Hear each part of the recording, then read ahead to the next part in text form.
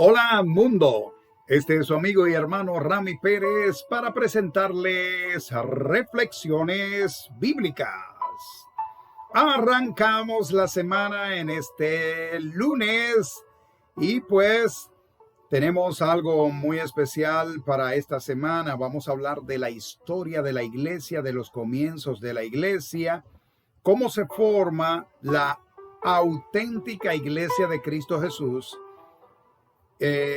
Cuando le llamamos Iglesia de Cristo, estamos hablando de quienes llevan los lineamientos auténticos del Evangelio, que no tergiversan la palabra de Dios, porque dice la palabra que aquel que predique otro evangelio sea anatema, o sea maldito, es lo que significa.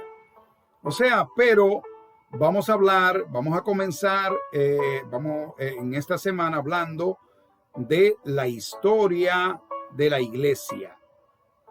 En esta primera entrega, pues hemos titulado La rebelión de Martín Lutero.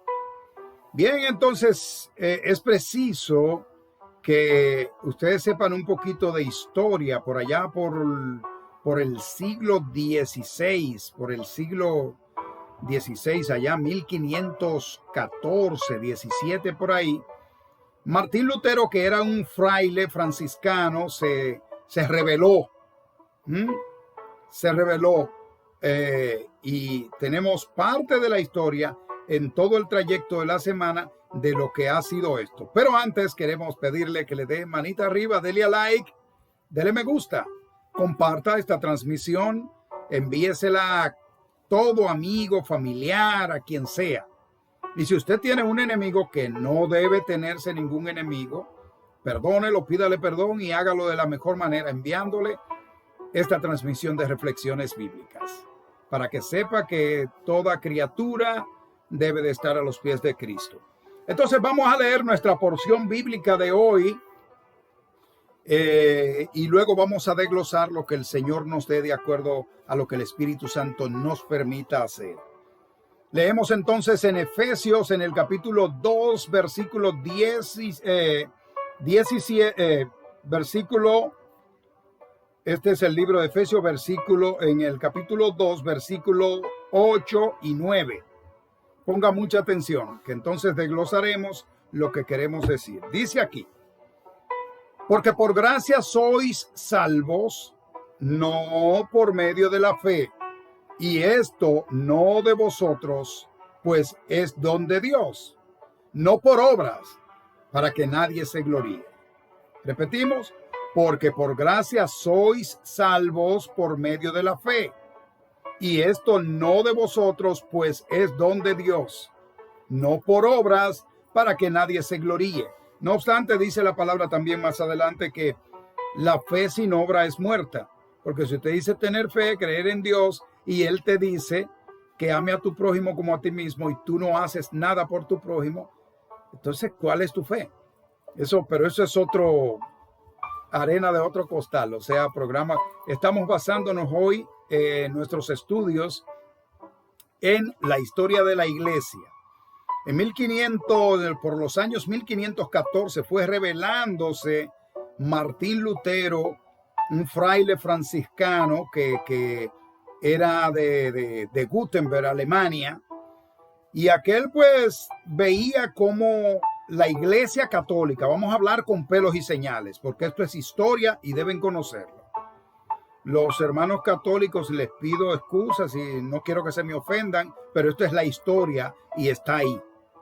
Incluso se dice un adagio, la iglesia en manos de Lutero, porque Lutero fue el que sacó a relucir el auténtico evangelio, que no convenía a los que hacían negocios con la palabra de Dios.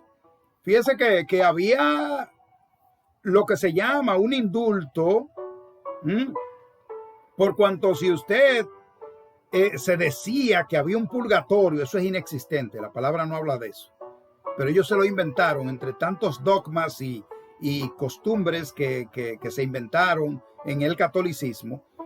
Pues se inventaron el indulto y que si usted, por ejemplo, Eh, si usted de buenas a primeras moría, pues sus familiares hacían de alguna manera, lo que hacían era que trataban de pagar para que su tiempo en el purgatorio fuera menor y todas esas cosas.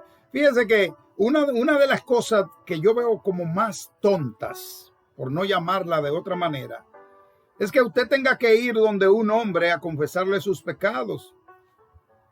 Ningún hombre tiene potestad de perdonar pecados sino Cristo Jesús. Y no hay que usar a nadie para llegar a Cristo, sino Él mismo. Esas fueron de las cosas que alejaron a Martín Lutero de la religión católica. Recuerden que le estamos diciendo que él era un fraile, era un sacerdote. Entonces, Martín Lutero veía cómo se tergiversaba la auténtica realidad del evangelio y elaboró 95 tesis que la clavó en la puerta de la iglesia de Gutenberg. Esto le pudo haber costado a él que lo mataran porque lo juzgaron y es más, de hecho lo condenaron. Y una de las cosas que prohíbe la iglesia católica es que los sacerdotes se casen. Entonces, digamos usted, un sacerdote, si hay un problema familiar, dígase de esposos, entre una pareja de esposos, y el hombre y la mujer van y se acercan a él para que le aconseje qué hacer, ¿con qué propiedad le puede aconsejar a alguien que no ha sido casado, que no ha convivido con una mujer dentro de un hogar? Alguien que no conoce las intríngulis del comportamiento entre esposos. No me puede aconsejar a mí, ni a usted, sobre su matrimonio. Entonces, esas son de las cosas con las que Martín Lutero no estaba de acuerdo. Y que si le vendían a usted la manera de usted salvarse quizás del infierno, que es inexistente eso, de la salvación solo viene a través de Cristo. Y no poniendo a nadie como intermediario, ni a santo, ni a nadie, solo Cristo. Entonces, ahí comienza a revelarse el Espíritu Santo en un hombre que elaboró esas 95 tesis en la que él explicaba. Están ahí, usted la puede buscar en YouTube, en Google, en la que él explicaba por qué se rebelaba ante la Iglesia Católica, porque ellos estaban vendiendo salvación y vendiendo cuantas cosas. Y una serie de dogmas y una serie de cosas que la palabra de Dios no indica que uno debe seguir esa secuencia. Incluso hasta su propia Biblia ellos han elaborado. Porque usted va a una librería a comprar una Biblia y dice la Biblia católica. ¿Quién ha dicho que nadie puede abrogarse nombre de Biblia? Eso no puede ser. Entonces dice el Señor en su palabra: mi pueblo perece por ignorancia, mi pueblo perece por desconocimiento de la palabra, dicen otras versiones. O sea, no es que la persona muere porque no estudió, porque no aprendió. No, es porque te tergiversan el evangelio, te lo enseñan de tal manera que tú no vas a salvar tu alma nunca. Si no es que la misericordia de Dios te puede arropar en algún momento, porque solo Dios sabe. Estamos aquí, estamos tratando de ir por el camino correcto en Cristo Jesús, pero solo Dios sabe, porque somos tentados por el maligno. Yo no puedo decir este o el otro se va a salvar o este no se va a salvar. Yo no soy quien. El que salva es Cristo. Pero lo que me dice la palabra de Dios, lo que me dice el evangelio, que aquellas 95 tesis que Martín Lutero colgó en la iglesia de Gutenberg, lo hizo con el amplio conocimiento de lo que es el evangelio que le había dado el Espíritu Santo. Para que despertaran. Incluso hay algo con lo que yo no estoy de acuerdo. A los cristianos auténticos, a los cristianos evangélicos nos llaman protestante. ¿Pero protestante de qué? Nosotros no somos protestantes, nosotros debería de llamársenos, como de hecho somos, evangélicos y punto, cristianos evangélicos, porque aplicamos el evangelio de Jesús como Él lo dejó establecido. Entonces, nosotros no somos protestantes. Eso es como para aislarnos. ¿Qué tú eres? Yo soy católico y tú protestante. Él es protestante. No. ¿Protestante de qué? Nosotros somos las personas que establecemos el orden que nos dice la Biblia que establezcamos. La Biblia, no la Biblia de los católicos, no la de los mormones, no de los pentecostés. Esos son todavía más desviados, los pentecostés. Porque ellos te quieren engañar, queriéndote decir que reconocen a Cristo, pero mentiras. Ellos no creen en Cristo. Los pentecostés.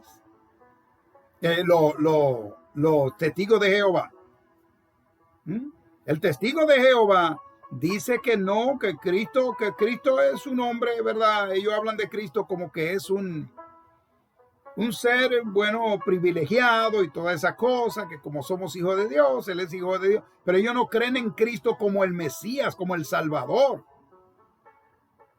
Esos son los testigos de Jehová. Ahora nosotros, los cristianos evangélicos, que se nos llama Pentecostés también. También hay una denominación de cristianos evangélicos que son los adventistas, que esos son los que están más cerca con nosotros. Nos diferimos porque ellos llevan la ley mosaica de guardar el sábado como el día de reposo. Pero Cristo dijo que Él es el Señor del sábado. Y que imagínense, hay muchas personas que lo han botado de su trabajo porque no pueden trabajar el sábado porque son adventistas y eso va contra su religión. Entonces, mientras tanto, lo que el Señor ordena es que llevemos el evangelio como Él lo ha dictado a esos hombres que a través del Espíritu Santo escribieron la Biblia. Y en la historia del cristianismo comienza precisamente, no es con Pablo allá que comienza, no. Ellos escribieron todo, los apóstoles, pero entonces quienes estaban encargados de propagar ese evangelio lo estaban tergiversando y vendiendo acciones. Y haciendo que los creyentes vinieran a confesarle a ellos los pecados que uno tiene que confesarle al Señor.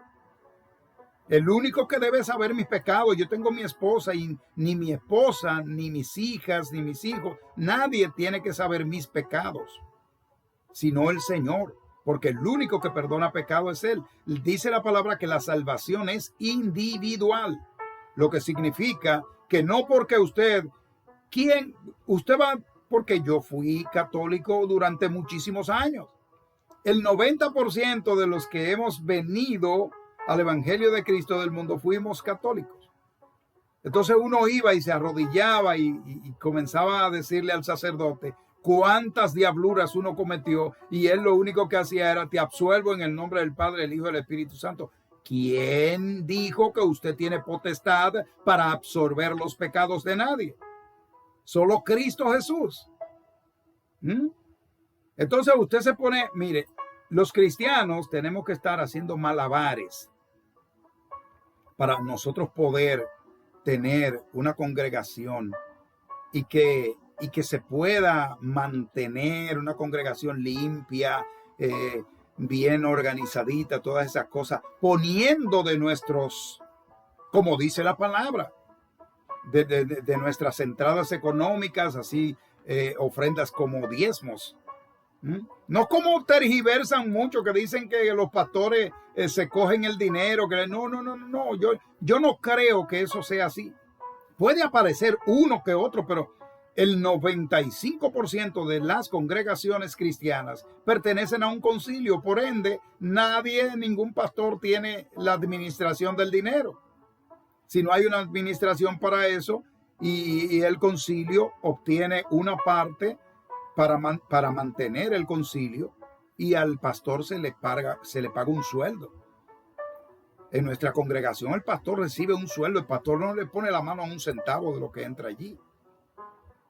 Sin embargo, en las iglesias católicas, todos los gobiernos le dan un subsidio. A nosotros nadie nos da nada. Costeamos con nuestros propios recursos. Y eso, que los gobiernos le den, bueno, que le den la millonada, no importa.